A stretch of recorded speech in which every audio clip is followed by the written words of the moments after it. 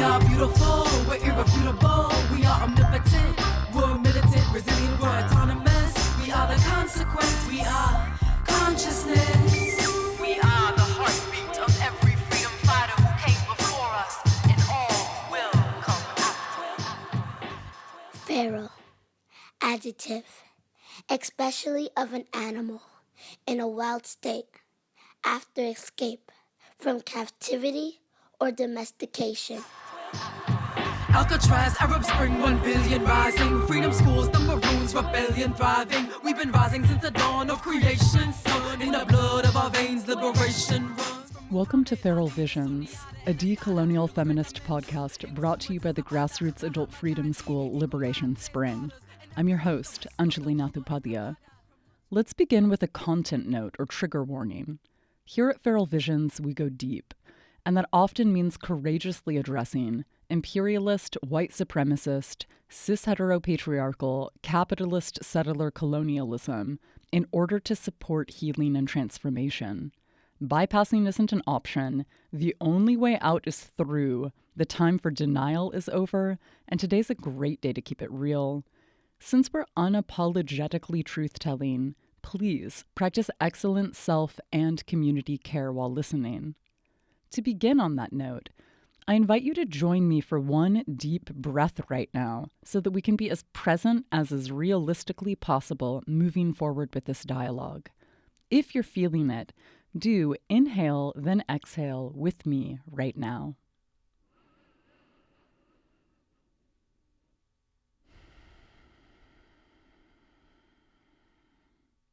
Thank you for showing up to do this work. Let's dive right in. To the place where we can all attain emancipation from oppression, break the chains from Haiti to Tibet and worldwide. Don't forget the resistance in our roots and resilience in our breath, in the blood of our veins. Liberation runs. We are standing on the shoulders of the ancient ones. Welcome.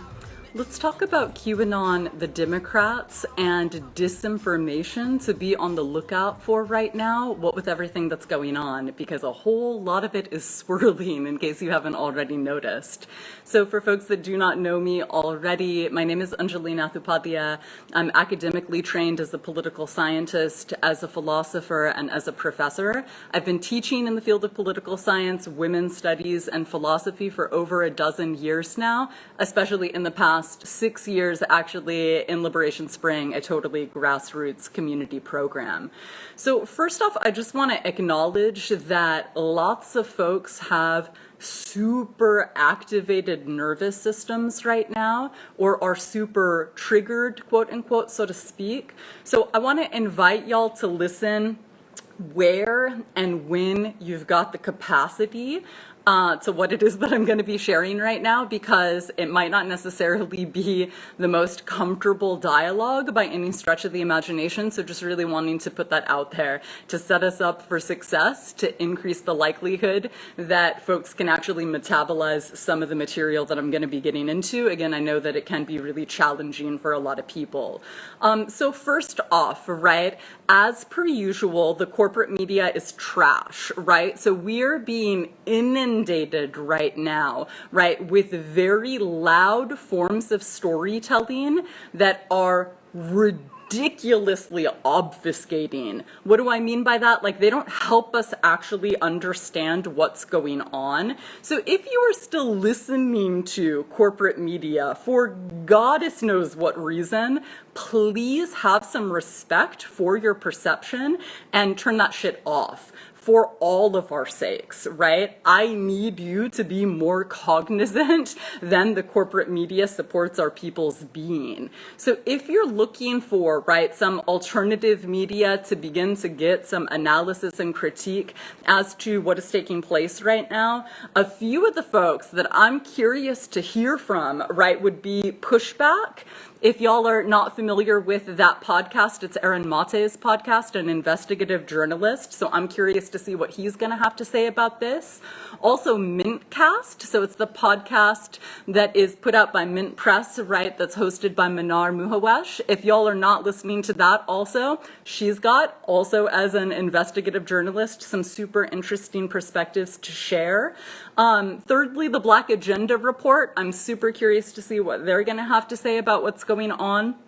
And then fourthly, with a caveat, and for all of these folks, right, it's dangerous to put anyone or anything on a pedestal, myself included, please, systems update, right, Glenn Greenwald's podcast. So again, they've all got their pros and their cons, and we can absolutely get into them, but just to give y'all a sense, these are some of the folks that I'm going to be curious to be hearing from. And again, Democracy Now! Has been such an extraordinary disappointment in the past year, and so I'm not particularly interested to see what it is they're going to say, but just wanting to keep it forward facing and share a few of those resources with y'all, right? So we can continue to hear from genuinely independent sources, right? That are not receiving their funding from corporations, because that's not setting us up for any kind of a rigorous dialogue. And so one of the things that I would really like to get us going by sharing is what happened yesterday, although there's some humor to be found in it, and I know that laughter can be medicinal, and some people's meme game has been on point and hilarious and so medicinal within the past day. It's not just hilarious by any stretch of the imagination, and it's also not just a white settler thing, right? So of course some of us, right, have kind of looked back and derived, again, some strange pleasure, some laughs, right, seeing, right, cops and these MAGA supporters, right, allegedly in some faux performative way, right, having a conflict. But the thing is, when fascists are emboldened, especially if we're talking about white, so-called American cis men, they'll act their violent entitlement out on a shit ton of the rest of us. So I really want to discourage any storytelling about what happened yesterday that perceives it in a vacuum, right, devoid of context, divorced of context. That's incredibly dangerous, right? We Rise Production sharing, thank you, Anjali. Some people are going so hard into humor and not taking this seriously. Yeah, it's a real problem. And again, I'm here for the laughs. Y'all know that, right? I take laughter very seriously as a part of us getting free. It can be powerful. And it can also actually serve as a little bit of a counter-revolutionary diversion from more substantial modes of engagement that we could be taking seriously. So I really want to invite our discernment on that front, right? Because again, the thing is, like, yeah, some of the footage was hilarious. And again, when these, right, wannabe tough guys go home to their communities and they're feeling like tough guys and super emboldened, who are they gonna be taking that out on, right? And this is just like any kind of, right, alleged street battle. Not that what we saw was a battle at all whatsoever. We're gonna get into that soon. This was not their coup attempt, right? If people think that they can sigh, right, relief, like, let's be a little more on point than that, please, right? Let's actually pay attention. This wasn't their attempt at a coup. That could be January 20th on my birthday. That could be between now and the inauguration. That could be afterwards, right? And so again, let's zoom out to perceive the big picture, and let's please, right, while we're getting in any medicinal laughter, also let that be, right, in the service of taking what's happening even more seriously. And we see actually in some decolonial spaces, right, people kind of making light of, right, settlers and colonizers fighting with one another, and again, in a way that I think is in part hilarious, and at the same time, it doesn't acknowledge the fact that it would be euphemizing to use this language of collateral damage, who of all of us get victimized amidst that kind of white male on white male violence, right, to co-opt and to twist, right, this racist language of black on black violence, right? And so, yeah, it's not just hilarious, so we can engage in the jokes, and also there is actually a lot that's serious here for us to be attending to. And, right, I actually want to share, right, and this is something that some of y'all might be super uncomfortable with right now. So again, if now's not the right time for you to listen to this, I have the utmost respect for timing, all right? You're welcome to not listen to what I'm going to share right now. That's fine. But I actually want to talk about taking seriously why some people are attracted to Q Anon. And some of y'all know that tuned in to the Autumn Weeds and Seeds series that I shared on IGTV here over the course of 21 hours at the end of last year. We've already gotten into some of this, right? And so again, for folks that don't know me, right, I am a political scientist and I've been trained to teach political science. I've done that for over a dozen years, taking it back to right when I initially was a teaching assistant in a couple of poli-sci classes at Cal State Fullerton, when I was finishing up undergrad, a civil liberties course, and a course that at the time was called Chicano Politics, with a rad Tejano professor, Bert Buzan. Some of y'all might know him. Shout out to Bert Buzan. And the thing is, right, just to back up and give a little bit of context, as somebody who has been taught to teach politics. So you can imagine, right, over the course of, say, grading thousands of papers, right, over the course of my career, right, hearing people trying to make sense of the world, right, as it pertains to politics, and maybe sometimes doing better and sometimes doing worse, right? Sometimes having some historical rigor and sometimes missing out on that historical rigor, right? There's actually a lot that really merits our attention in terms of taking seriously what some of these, right, QAnon, right, supporting so-called, right, insurrectionists, I think that's not the most appropriate term to be using right now, but what people are saying, right, what they think they believe in on their own terms, right? And for me, right, what is salvageable there, that then, right, for those of us that have the capacity, that are open to parsing out, right, half-truths, right, really understanding how are millions of people, right, finding this kind of meaning-making compelling, right? What do I actually want to affirm there, right? And what definitely does not merit affirming, right? And so, for example, even going from those civil liberties classes, right, and TAing, right, being a teaching assistant in a Chicano politics class at Fullerton, to then, right, teaching my own poli-sci courses at the University of Hawaii at Manoa, I had young white men in my classes in good faith ask me, like, hey, what do you think about Alex Jones, right? And just to back up and to share, Alex Jones of 2010 was not Alex Jones of this year, right? And so it's really important to acknowledge that, right, some folks can, and of course here I'm not just talking about the rabid, unapologetic, right, racists with their Confederate flags, but I'm talking about, right, maybe some family members of some of y'all, right, or some of your neighbors or coworkers or community members that you're not interested in completely, right, ontologically, right, dismissing in the name of some kind of saneism, like saying that they're so-called unhinged, right? Because myself and some other folks have been doing a reconnaissance, at minimum listening in on what they've been talking about, for sure for me, say for the past 16 years explicitly, but extra hard within the past year, right? And again, there are some grains of truth in their storytelling that are getting twisted, that are getting co-opted, that are getting weaponized, that are getting manipulated, right? And this is especially harder to navigate amidst the kind of algorithmic injustice that we're swirling in right now, right? So for example, right, people having these sleek, well-funded echo chambers, especially online, that have them, right, in this, right, parallel universe, sincerely thinking that they're actually standing up for justice or standing up amidst, right, the reality of child abuse, right, when they're doing the kinds of things that we saw yesterday. So again, for me as a teacher, right, imagining, say if some of these folks were my students in a poli-sci class and they were actually showing up in good faith and it wasn't all about, say, white supremacy or cis hetero patriarchy for them, right? I would want to say, like, I hear you saying that you're into justice. I want to support that. I'm also super into justice. I hear you saying that you're concerned about child abuse. I'm also super concerned about child abuse. I want to affirm and uplift that, right? But you know what? Based off of my lifetime of caring about justice and child abuse, I'm not sure about your analysis, right, of what it's gonna take to really take, say, child abuse or justice seriously, right, in this moment. So you see how that's not just writ large dismissing of someone, right, into all of infinity, right? And the thing is, I'm not saying like we need to be compassionate and empathize, reaching across the aisle with fascists.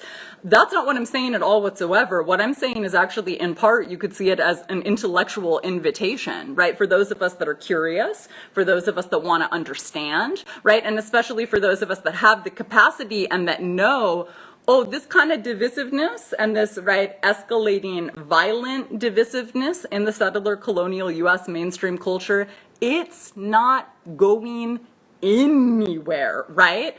And so Lee BDS is sharing, I just got permanently banned from Facebook for my Palestine activism, algorithmic oppression against Palestinians as well. You know, that's exactly something that we're about to be getting into. I can share a little bit about it right now. I appreciate you bringing that in. So here's something that I really want us to be on the lookout for, right? And this is, right, there are a few different components of what I'm going to share.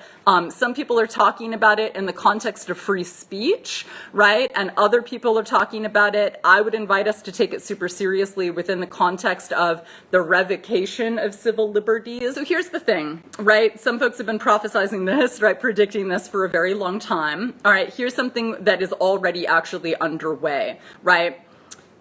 Under, say, the past 4 years, right, there's been a particular approach to understanding the call for, right, censorship, the call for increased surveillance, right? Like, oh my goodness, there are real threats. There's terrorism in the world. Big brother, save me, right? Something that many analysts have anticipated is during the Biden administration, the scepter of right-wing terrorism is going to be used to be able to bolster increased policing, increased surveillance, right? Increasing, right, the surveillance state, big brother, so to speak, big data as big brother, right? And the Democratic Party base and liberals are going to be requesting, right, the revocation of free speech, the revocation of civil liberties. This is kind of like some of what happened, right, in 2001 as well, because the boogeyman domestically, right, that's getting demonized, so to speak, are so-called right-wing terrorists. Do y'all see how that works, right? And so then when it comes to, right, like you just mentioned about, right, actually getting fucked with by tech bros if you're supporting Palestinian liberation, right, all of this, right, throwing to the wind any vestiges of civil liberties, of free speech, right, of privacy that we have, right, people are going to be like, oh, quickly, these right-wingers are so scary. Yes, fuck free speech, fuck civil liberties, fuck privacy. Big brother, you've got to save us from these, right, scary right-wing terrorists. And then it's going to get used even more mercilessly on all of the rest of us. That's a pretense, right? And this happens quite often. We've already been seeing this historical mechanism playing out within the past 20 years, especially in the US. So I really want for y'all to be on the lookout for that particular narrative, right? And we even see this already in terms of how people are talking about the cop presence or a lack thereof yesterday. Instead of being like, well, yeah, cops were colluding. We've got evidence of that going back for years, and with the planning of this specific action. That's why cops weren't doing anything. They opened the gates, right? But how is the mainstream narrative being spun, right? We need even more security. Right? Like I was, for example, hours of my life I'm never getting back, listening for a few hours yesterday to this NBC live stream. I don't have a TV and it was online, right? So that was what I was looking at.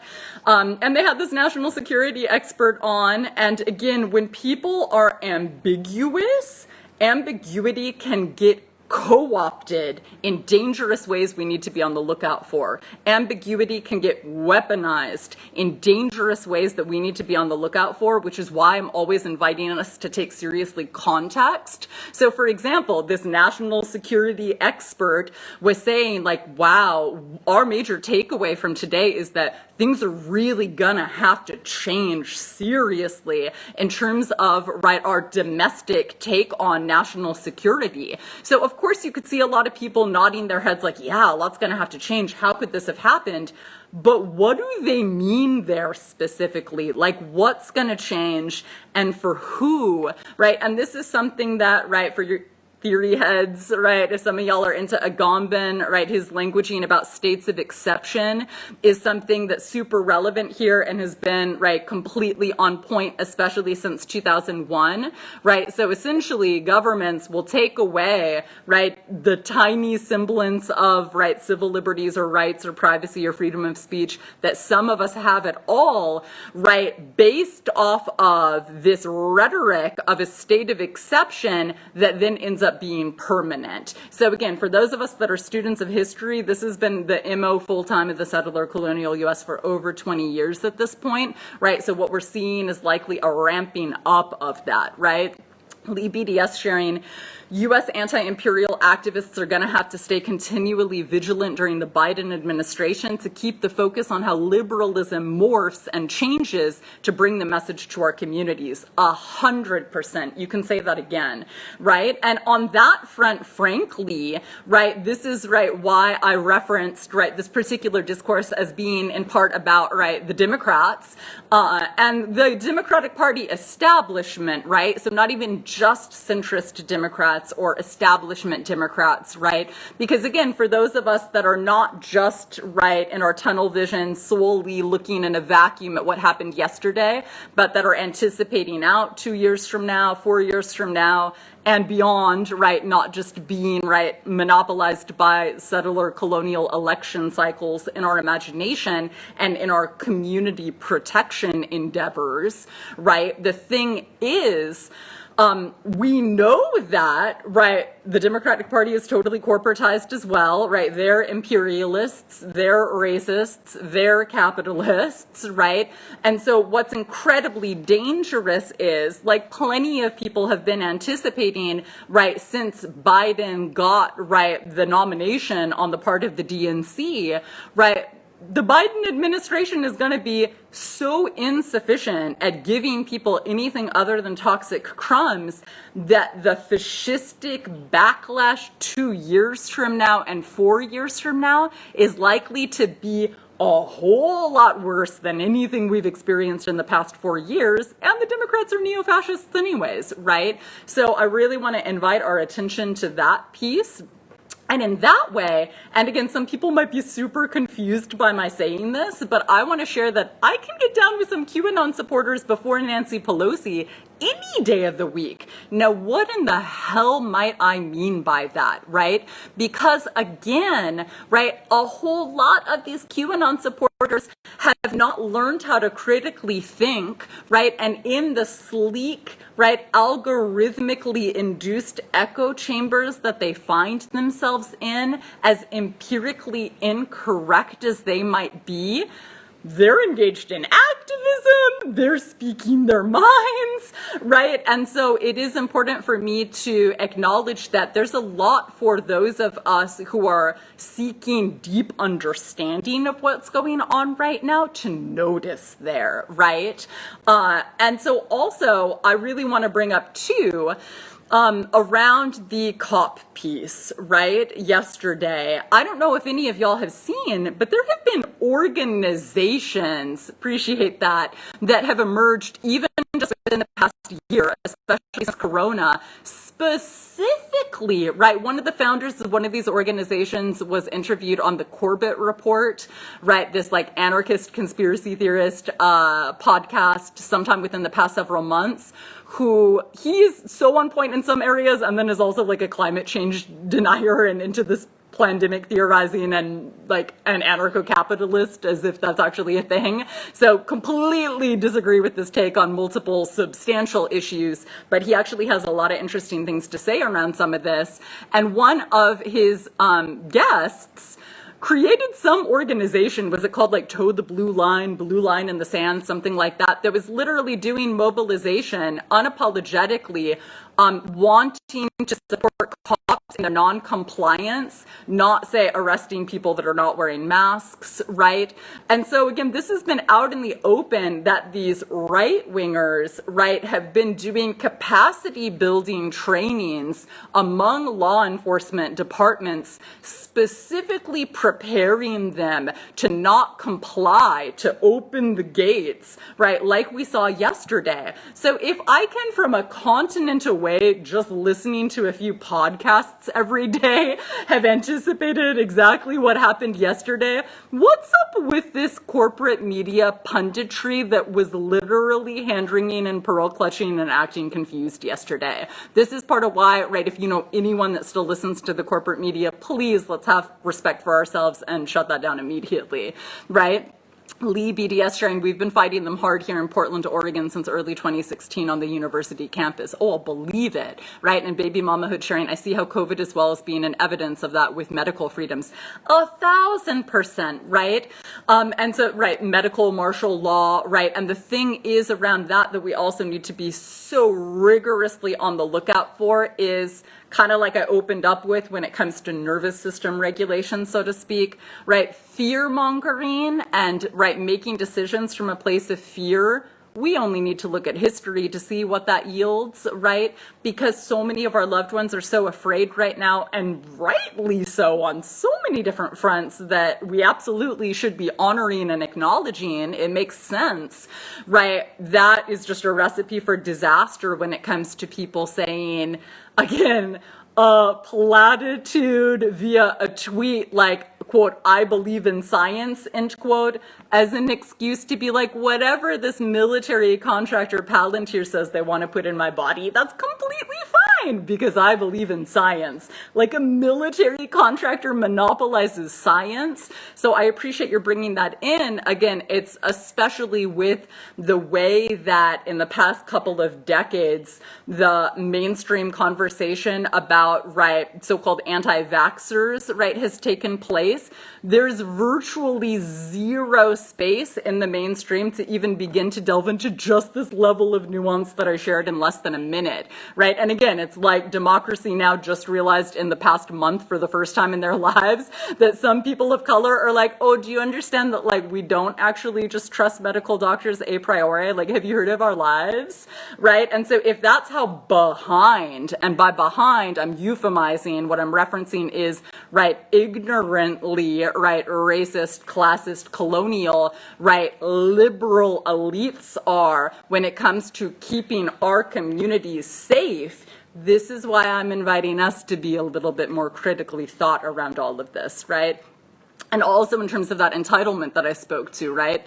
A whole lot of decolonial feminists, right, have been advocating for approaches to genuine security for a very long time because we know that the national security state gives no fucks about our safety. We know that settler colonial governments give no fucks about our safety or security. We know that we keep us safe, right? And so what that means is also that if a bunch of these random fascistic, right, white male Americans were just like, we get to storm into that house without even getting, right, arrested wholeheartedly or a slap on the wrists, what's that mean about all the rest of our houses?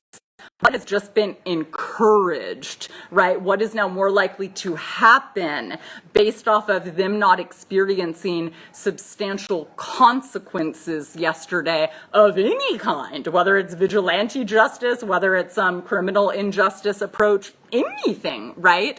And so that's also why this is actually really important for us to be talking about. And so again, I'm also just wanting to break down some of the grains of truth that I see getting co-opted by the Q Anon movement, because I know this is important. If there are people in your lives, there are tens of millions of folks in the settler colonial US that are into this form of storytelling. So we all either know some of these folks or are one or two people, right, removed from folks that are into this form of storytelling, right?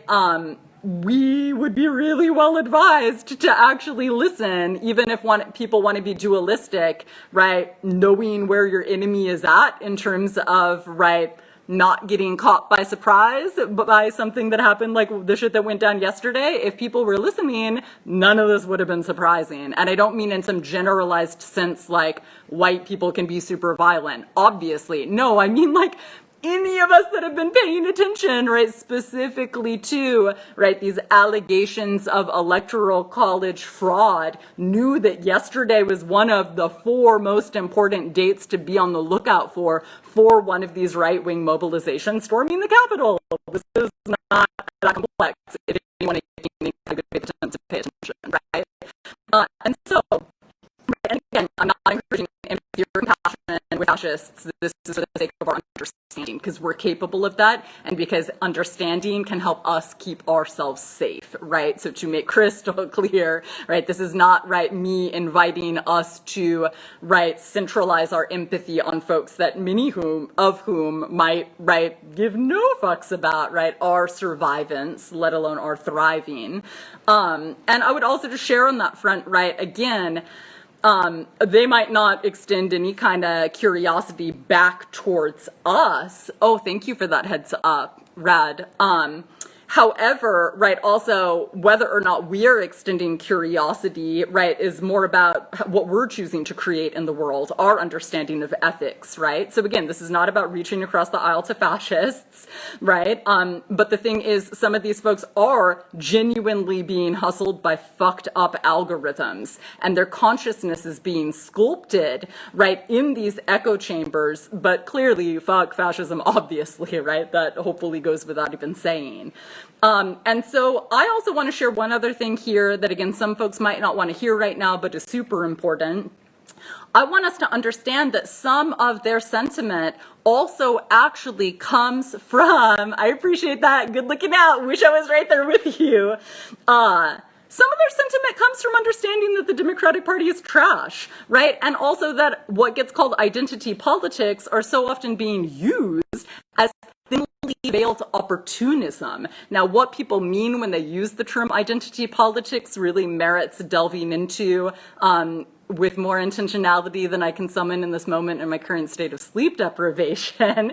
However, I agree with those two sentiments wholeheartedly, right? The necessity of naming that this corporatized sellout Democratic Party is trash, and that, again, a lot of people use, right, identitarianism for their own opportunistic ways or agendas, and maybe, again, like they're survivors and they're trying to pay their bills, so they say, like, please tokenize me, right? But then one of the impacts of that, right, or a consequence of that is then a lot of folks are like, these people that call themselves liberals, leftists, progressives, whatever it might be, right, they're hypocrites, or they're disingenuous, or they're full of shit, or they're just trying to get theirs. Why do people believe what they're saying in good faith, right? Ooh, why am I not surprised, right?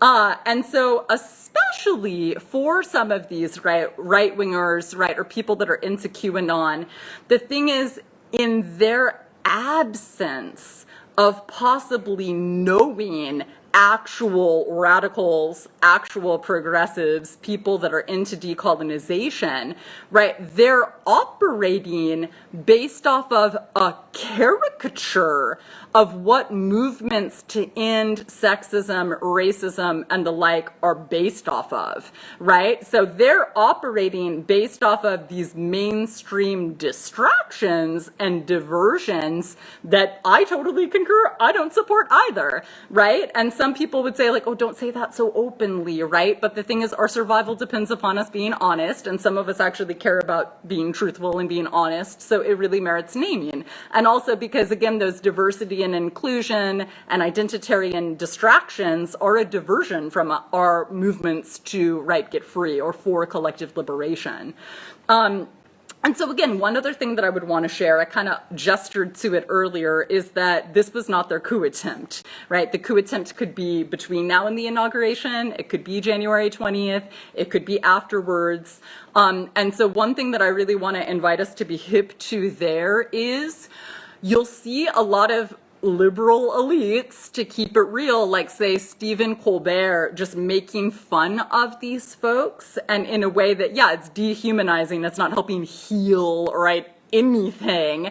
But it's also super dangerous, as in if people actually thought that yesterday was their attempt at a coup or at an insurrection, right, then they are, again, if we're gonna be dualistic, underestimating their enemy. Do you understand that? Right? So again, for any of the rest of y'all that have even been doing the most superficial reconnaissance, right? If QAnon supporters wanted to engage in mass murder, they could be engaging in mass murder. Like they weren't even, right, opening fire on masses of people yesterday.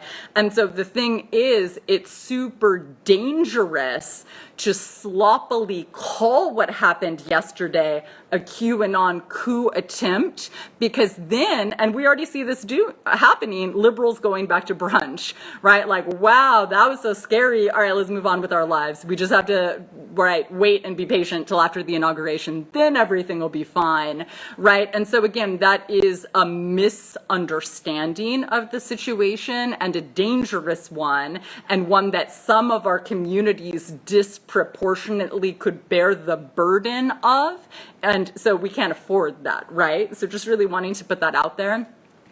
I would share on that front one more resource with y'all. Have you listened to the It Could Happen Here podcast? I wrote a post about it almost a year ago, and so you can go back to Instagram to see if you didn't see it then. The entire pretext of that podcast is looking at different scenarios of what a second civil war in the settler colonial U.S. could look like. And like I shared at the time, full disclosure, the host is some a white guy who's a liberal, and I want to say who's even a pacifist, who doesn't even understand the importance of self-defense, right, when oppressed peoples are being attacked, when anyone is being attacked. And so, yeah, I totally don't agree with, his positioning politically. However, it absolutely merits listening to. And I also want to name that even when I shared that post a year ago, at least one person openly communicated to me that it freaked them the fuck out. So I know for some people, especially if you're not in spaces that are a little more politically mature, even the idea of a second civil war is really scary to a lot of people to even think about.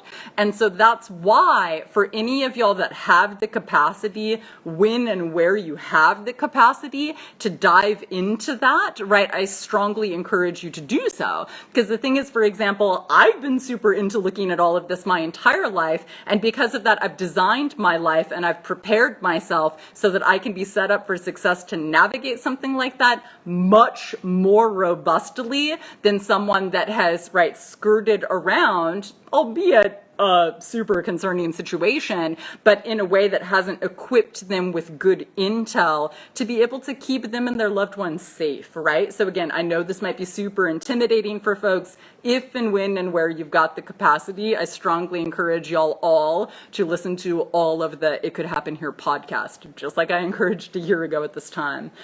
I also want to invite people to be on the lookout for folks disproportionately focusing on Trump at the expense of other important issues at play here. So to be clear, he definitely needs to be held accountable. And that's just one puzzle piece of many that we need to address. And also, please look out for, this being used as justification to, solely focus on, say, trying to impeach him in the next couple weeks at the expense of also being on the lookout for other sketchy agendas that are getting pushed, like the amping up of policing. And again, this is something some of us have been talking about for years, especially when more folks, mainstreamed the conversation about defund the police in more and less skillful ways, especially in the last year, is that, all it takes is some people getting a little bit scared for folks to be like, oh, just kidding, it's okay, I want cops, I want to be able to call them, And clearly not all of us would be in that place, but we know where the mainstream dialogue is and isn't, around the topic of policing and community safety and security right now, which is in part rooted in the fact that the overwhelming majority of our communities don't have, legit, right, methods for engaging in robust community safety. Not that cops do that, let's be crystal clear, right? But again, that's something that keeps them, right, much more amenable, so many millions of folks anyways, to, right, giving cops as much money as they want and then some, the way that we've seen in the history of the settler colonial US, right? And so the thing about free speech also, right, this is even like, for instance, if any of y'all were paying attention, right, Twitter, right, and Facebook both, right, temporarily banned Trump, like you can't use your account for 12 hours, right? And so a lot of, right, liberals and progressives, right, are really afraid of that because they believe in, right, no holds barred free speech. And one of the things that I would want to share around that is I actually did teach a constitutional law class at the University of Hawaii at Manoa, and so I'm actually equipped to speak to this in a way that most people probably aren't. First off, there are so many exceptions to free speech, right? Even within the Constitution, libel, not constitutionally protected, slander, incitement, shouting fire in a crowded theater, time, place, and manner, right? Context-related restrictions. Like you could say, Liberation Spring is great, but you can't say it on private property at 2 a.m. with a bullhorn, right? And so on and so forth. We could continue. And so when you hear some, right, progressives, whether it's Jimmy Dore, Glenn Greenwald, whomever, being like, oh, this is so dangerous. We have, you know, the Edward Snowdens, the Julian Assanges, like we have to protect freedom of speech no matter what. What's something that predictably all of these white men aren't understanding? Hate speech, the fact that some speech does actually enable and embolden violence, excuse me. I'm not into the language of hate speech because oppression's not just about feelings like hate or like love. Those are sloppy oversimplifications, but I'm sure y'all are picking up what I'm putting down, what people call hate speech, right? So again, especially if you see a bunch of white male progressives that are like, oh, we have to protect free speech no matter what, right? I've not seen just about any of them have any kind of a rigorous understanding of what is at stake for oppressed communities in terms of, right, words that harm, to invoke some black feminist languaging around that. With that being said, exactly like we were just talking about, right, the scepter is the bait and switches, bonus points if you see this, right, and are able to spot it anytime in the next day or in the next week, right, scare the shit out of a lot of people because of right-wing terrorists to then get community buy-in, right, to say, okay, Twitter gets to decide, Facebook gets to decide what speech is authorized and what speech isn't, like has been happening since Twitter and since Facebook. And then, right, there's the bait and switch, right? That revocation of free speech gets weaponized against all of the rest of us actually doing work in the spirit of collective liberation, right? Lee BDS sharing huge issue I've seen in the US among my fellow leftists, unwilling to develop a robust revolutionary critique of American empire as citizens of empire to be able to combat liberal ideologies. 1,000%, right? And that is also why, again, sometimes if you listen to liberals, some of them will say things like, oh, how could some people that see themselves as leftist, progressive, radical, right, whatever it might be, liberals, agreeing in any way, shape, or form with anything that right-wingers have ever said, or with QAnon? I know what that is. That's the horseshoe theory.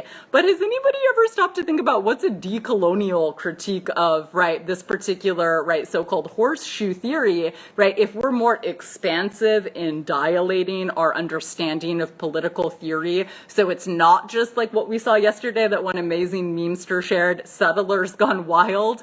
The situation is a whole lot more complex than that, actually. So again, if we take seriously the dismantling of imperialism, if we take seriously the dismantling of settler colonialism, it is definitely not as easy as just saying anything the government told me is a conspiracy theory is definitely bad and I'm not going to look at it and I'm not going to listen to it. We actually would be very well advised to be a little more discerning, to practice whatever critical thinking skills we've got because they're so vital in instances such as this, right? And around that in particular, something else I would want to share is super interesting here that Whitney Webb has actually talked about, who's another figure that I invite a grain of salt, if not a bag of salt, with all of these folks that I'm sharing, right? She has been associated with some organizations that not everyone here might be 100% on board with, and we can still take ideas seriously regardless. She has talked about how, right, some, right, governmental operatives for decades now have been advocating infiltration into conspiracy theory scenes because they've been lamenting, these intelligence operatives, how anti-government conspiracy theories are. And they're like, this is a real problem. We need to create more pro-government conspiracy theories. So Whitney Webb actually has a take on QAnon that I frankly find to have more explanatory power than anything else I've heard anyone else say about it, which is just inviting folks to notice, if you've been paying attention, do you notice how this figure of Q is like, trust this government official, trust this intelligence operative? And for those of us that are students of so-called conspiracy theories, that is very uncharacteristic, right? So let's just kind of parse out again, recap what I just shared, right? U.S. federal government intelligence operatives literally call for, right? I mean, in academic publications, right? And using some kind of ableist language of so-called crippled epistemologies, by the way, if you want to look it up. Infiltrating conspiracy theories with pro-government sentiment, and then Q comes along, right, this very, right, famous and popular conspiracy theory, and then all of these folks are being led to, right, have faith in Trump, have faith in some of these other, right, federal governmental, right, figureheads and authorities. And so I also just really want to invite us to pause and to potentially sit with, right, that interpretation, right, in terms of so much of the kind of, right, mysticism around where this storytelling of QAnon comes from. Because if you ask me, again, as someone that has studied conspiracy theories very carefully my entire adult life, I'm intellectually and politically secure, so I'm down to go there and really actually derive a lot of pleasure in parsing out how people make meaning, right, and how people are weaving together different threads according to disparate worldviews when we're, right, not afraid of moving beyond our echo chambers, whether it's liberal elites on the coasts in the settler colonial U.S. or whatever it might be. I think that actually is much more on point with some things some of y'all have heard me share anyways, right, around what's actually going on with, right, QAnon. And also in that way, right, if these QAnon supporters were actually just being hustled by a psyop of the CIA or some other, right, federal governmental agency, then do you see how, right, for those of us who are paying attention, it's not as simple as just being like, fuck these people into infinity forever and beyond, right? Because again, it's easy for me to say as someone that's trained as a professor and a community organizer first and foremost, if folks are like, I'm willing to stand up for what I believe in, I'm ready to be organized, I'm here to fight against injustice, but they just so happen to have been deeply miseducated in an anti-intellectual place like the settler colonial US as a teacher, and again, y'all don't have to be coming from this place in the least, but for me, right, I see folks that could potentially be showing up in a very different way in the world for the people within that cohort that are making good faith efforts to actually understand, right? To continue to evolve their awareness and their consciousness, which some of them are, many of them probably aren't, right? But just wanting to put that out there. Lee BDS Shrine, are you familiar with Abby and Robbie Martin's Media Roots critiques of Q? No, but thank you for that encouragement. And Abby Martin, right, of Empire Files is also someone that amidst the other maybe 5 or so resources that I mentioned earlier, that I am a little curious to hear from in terms of some of the critiques that emerge from all of this, right, that I would imbue more interest and curiosity in than the corporate media for sure, than Democracy Now! For sure. So just wanting to put some of that in there too. Ancestral Alchemy Academy, are you tuning in from Kemet? Good to have you here. Baby Mamahood sharing this talk is so good. Appreciate that. And so again, it's just important as we're beginning to wrap up, first off, to invite y'all to share any questions if you'd like to. You know, I'm here for that. So feel free to write them in the chat and I can get to some of them, because I wouldn't be surprised if y'all are sitting with lots of other curiosities. But I would just share here, again, many folks have predicted exactly what happened yesterday for a very long time. So what's the takeaway in terms of our discernment? If you have heard anyone be stunned, shocked, surprised, what that means is, right, kind of like with the election of Trump to begin with, they have bad intel, right? And so for those of us that respect our mind and our perception, our discernment, our imagination, I would like to invite all of us to be synced up with good intel as opposed to bad intel, right? And so just wanting to encourage you, again, if someone like these clueless pundits on NBC yesterday, right, are like, this came out of the blue, we're so surprised.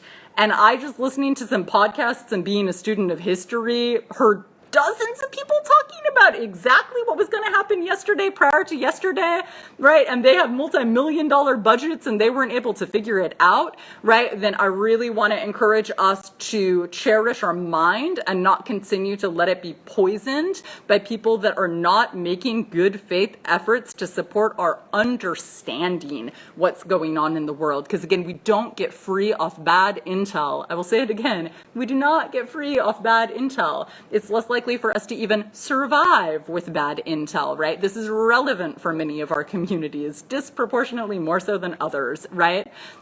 Heart-centered loose sharing.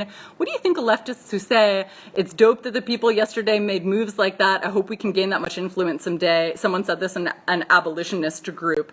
I actually, I mean, I don't know exactly what folks were saying, but for the most part, just based off of that, actually support that. Because again, kind of like I just mentioned a few minutes ago, right, as a community organizer, right, if we're not in a place of just like, ontologically demonizing folks, but you're actually listening, right? Making some kind of good faith attempt to understand someone's worldview. And they're like, I'm here to fight against injustice. I'm going to find some way to fund, right, being able to get to the Capitol to, right, advocate for what I believe in and to take risks, right? There's no kind of moral equivalence at all when it comes to the risk from law enforcement, obviously, right? When it comes to the racialized dimension, right, the nationalistic dimensions, the history and the context that this is taking place in. But just when it comes to, right, mass mobilization, right? Many publications, right, have advocated that people, progressives or folks on the so-called left wing, look at how effective right-wing organizing has been, especially in the past couple of decades. So I could not more strongly concur that, right, regardless of, say, ideology or worldview or belief system or politics, right? Again, when I'm not going to say I was mad when I saw someone putting their feet up on Nancy Pelosi's desk. Like, I wish it was some other people. But again, considering how horrific, like this person that's like, no, folks who are starving aren't going to get funding because we've got to give over half of our funding to the military in the middle of a pandemic. Yeah, I'm not upset that somebody was fucking up Nancy Pelosi's desk yesterday, right? And so in that sense, again, around people activating themselves in the face of their perception of injustice as an organizer and as a teacher, it's important for me to affirm that. However, again, belief system and cosmology and ideology or worldview is significant here, and there's absolutely no moral equivalence, right? Baby mamahood sharing, I'm so happy you said that, because I'm like, that energy is necessary, but the cause isn't moral, 1,000%. And again, the thing is also, I know some people might really not like what I'm sharing, like, what the fuck do you mean you could get down with a QAnon supporter before Nancy Pelosi? If you're liberal adjacent, you're like, but she's a Democrat and they're bad, or some sketchy ontological term that doesn't hold up in reality, although that, right, increased polarization and divisiveness is super sanctioned by corporations, because divide and conquer, remember that military tactic, right, where ruling classes, right, whether it's corporations or fascistic governments, bank off of us warring against one another and not seeing points of commonality, right, which so often are enhanced if we're actually open to even attempting to understand what's going on, instead of just being so intractably intransigent, right? And also on that front, even last year, right? It's been utterly devastating to see so many people get caught in this individualistic sparring without having any kind of systemic critique. Like, again, people might have been more likely to stay at home if they actually received funding and support to be able to stay at home. So again, that again is just framed up for us in the most predictable ways by systems and structures and institutions that want us to be divided and conquered, right? As opposed to seeing, like, you think things are super fucked up? I think things are super fucked up. I'm willing to listen to you, right? And I pray that you're willing to listen to me, because we could get it together in certain kinds of ways were there to be space to be able to rid ourselves of that kind of false consciousness. And again, please, right, take seriously, that is not about drawing false equivalences, right? But it is about, for those of us that are so committed to getting free that we are open to understanding at a deeper level, kicking down that labor. And also for those of us that, right, as a lifelong educator, that is part of my responsibility, because I'm not here as a part of a cult to convert people or to proselytize. My family is not Judeo-Christian, right? And so for those of us that are teachers also, it is really important to be able to be in dialogue and to be able to see what's possible in terms of shifting consciousness, and not just try to get people to your team or to your side, right? That's a recipe for the kind of shit show that we're currently in, and that's not even fair to feces as a metaphor or a simile. I'm too tired to know what I just said. Heart-centered loose sharing. Yeah, I agree with that. However, the power and context, but emboldening fascists and condoning fascism is a no. 100% exactly, right? And so in closing, and again, feel free to jump in if you've got any other questions that you'd like for me to speak to. This is kind of a thing that I've looked at for a very long time professionally, so I'm here for it. Let me just see if there's anything else in my notes that I want to bring up real quick. So again, just be on the lookout for the scepter of right-wing terrorism being used during the Biden administration as justification for further policing, further expansion of the surveillance state, and other sketchiness, right? Giving no fucks about the limited civil liberties that some people even have in the settler colonial US, right? Because again, that's going to be more appealing to the Democratic base. Like, these terrorists are scary, save me, big brother. And again, we also need to be looking 2 and 4 years out in terms of settler colonial election right cycles, because the even more fascist than neo-fascist Biden administration and Democratic Party, right, backlash is going to be even gnarlier, because Biden's going to be and Kamala's going to be what they've been their entire careers. We already have the receipts. We can anticipate from a mile away the Democratic Party serving up what the Democratic Party always serves up. And so instead of being sort of naive and hoping, right, that the squad is going to be able to change, right, a deeply entrenched, thoroughly corporatized system, right? You don't have to like what I'm saying, but you have heard it here. So please, I could not give any fucks if y'all like what I'm saying, but for the sake of your safety and your loved ones, please just contend with, right? Or just, I invite you to be curious about the possibility of how much more horrific of a fascist we could get than Trump or than Biden, right, a few years out, because of how furious people are going to be and how desperate people are going to be after Democrats being Democrats for the next 4 years.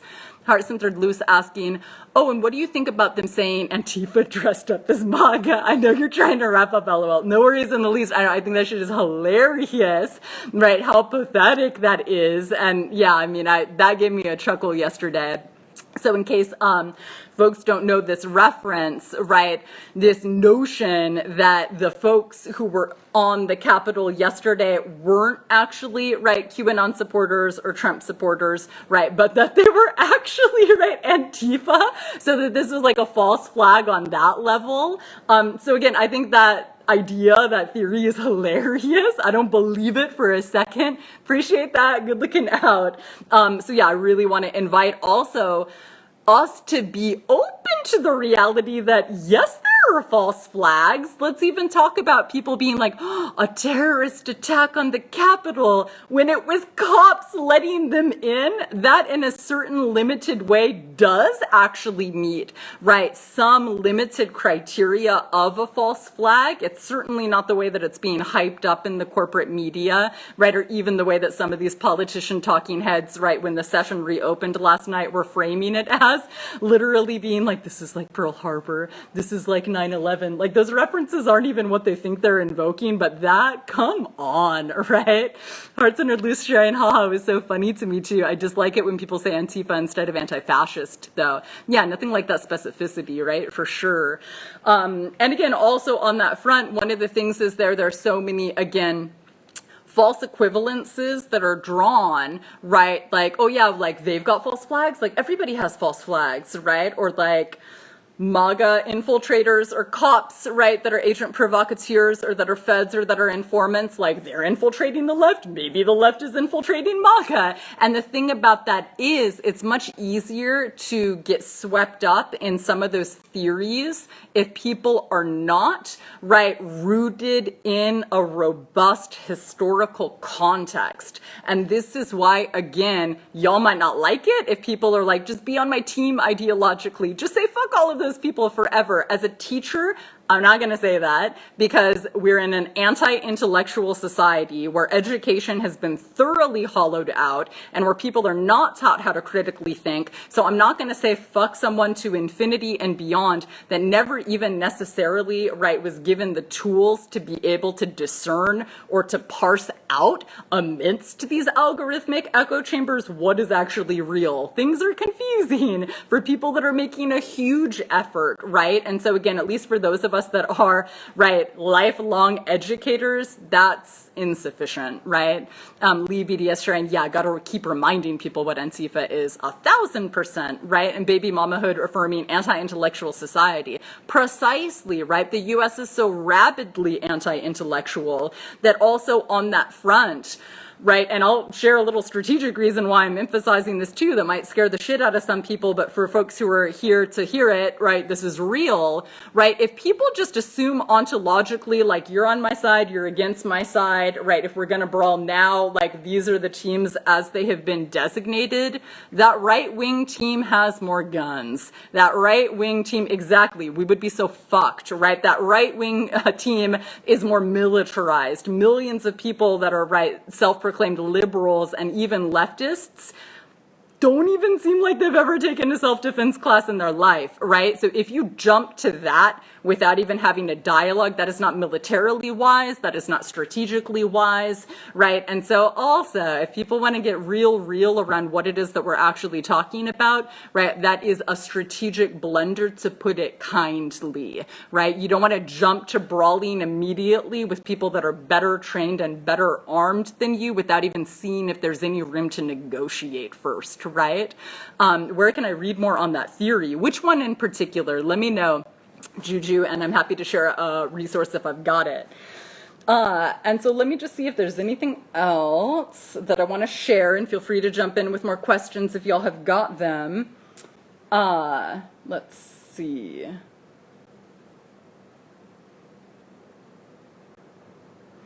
I think that's about it. Anti-intellectualism. This is something that actually Professor Noam Chomsky talks about, right, when it comes to how back in the day, like a century ago even, in the settler colonial US, how there was more of a culture of public intellectualism, like literally people getting home, whether it was from factory jobs, right, mining, manufacturing, whatever kind of work they were doing, and how there would be these vibrant book clubs, right, salons, dialogues, people would get together again over kitchen tables, right, in living rooms, and be involved in vibrant, robust, right, dialogue, discussion, consciousness raising, getting into it with each other. And that consistent and rigorous political education was what allowed, for example, right, epic labor organizing, trade unionism during that period in settler colonial U.S. history. But in the absence of that, exactly, right? Ali Sherry and Dr. Cornel West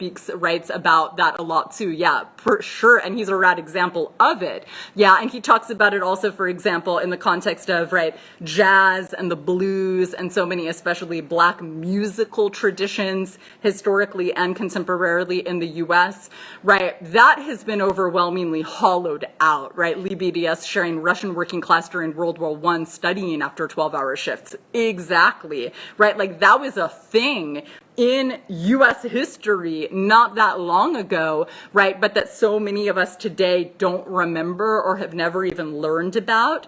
And so for us, what gets normalized, right? When we're exhausted, when we get home from work and we've got that second shift, cooking, cleaning, taking care of kids, doing, right, care, labor, and whatever else we've got going on, right, maybe turning to a screen or a device, whether it's social media, whether it's pornography, whatever it might be, right, streaming on Netflix, as opposed to necessarily, right, the rates of participation in study groups, in book clubs, in salons, in community education programs, hence part of why Liberation Spring full time, right, to be able to support the revival of that kind of culture of public intellectualism, that kind of rigorous political education that's a necessity for our movements to even be able to strategize in super rigorous and on point ways, right? So yeah, Chomsky definitely gets into that. Even if you watch his magnificently dated 1980s documentary Manufacturing Consent based off of his co-authored book of the same title, that would be a rad resource on that front. All right, well, this is all I have got for the moment, right, in my place of serious sleep deprivation. This is my mildly delirious decolonial discernment for the week. Lee BDS sharing, listen to Feral Visions while cooking dinner. Oh, I'm so stoked that you listen while cooking. Yes, so good. Baby Mama Hood sharing, we need more lives with you. Yeah, that might need to happen sooner rather than later. I was trying to be incognito in a mad scientist mode this season, but we'll see. Because again, I kind of been talking about this explicitly for 16 years, so hence being here even while sleeping. You're so welcome, Juju. And Heart-Centered Loose sharing, thanks so much for this. Very grounding. It's an intellectual shift that needs to happen. We plant seeds, not bombs. Ooh, I love that. Yes, you can say that again. And Ali sharing, only caught the end. Can't wait to watch it back. So stoked that you're gonna. Billy sharing, thank you, so necessary. Of course. Yunwen sharing, gracias. So stoked you could come through. Riffing off of what we've been texting about. So hence my elaborating on some of this, right? Thank you so much. You're welcome. Thank you so much. This is Brain Food anytime. Speaking of which, I'll just close out with a food related pun, obviously. I feel like one of my offerings moving forward needs to be called Fed Up, because I was just sitting with that in my kitchen the other day when I was cooking, and I was like, fed up, like pissed off, fed up, like nourishment, fed up, like fuck the Fed. There's just so much pleasure in this food related pun. So along with the uprisings and the kitchen counterintelligence, yeah, I appreciate the reference to brain food. You know that puns are one of my love languages. Steffi sharing, thank you, some laughs. All right, I'm just not gonna subject y'all to any more of my sleepy humor. So thank you all for listening. I really want to encourage every single one of y'all to please share this out, because I haven't heard anyone saying exactly what I just said. Thank you so much, Eva. I appreciate that. I hope so. And again, yeah, like for real, a lot of our loved ones are really trying to understand what is going on. I was so sleepy and had already worked all day. I was considering doing a live yesterday, but I was like, somebody had just texted me, please stop overworking. And then I was going to do it earlier today, but I was in calls all day. And then I was like, no, you shouldn't. But then my last call, someone was like, I'm so trying to understand what's going on. And a Starseed, a Liberation Spring student based in DC. So I was like, fuck, you need to do that live. So here I am. So yeah, I literally have not seen anyone put together all of these pieces in the way that I have. And this moment is actually real and it's not going anywhere. So I want to ask every single one of you to share this out with your networks, right, to be able to support us getting into some of these provocations. I give no fucks about a popularity contest. So if people want to attack me because I have issues with Nancy Pelosi, because I'm open to so-called conspiracy theories or the like, I can take it. I'm here for that. So that is just fine. And also, if y'all are down to and able to kick down any kind of financial support to be able to keep this insurgent education going, you can find liberationspring@gmail.com on PayPal.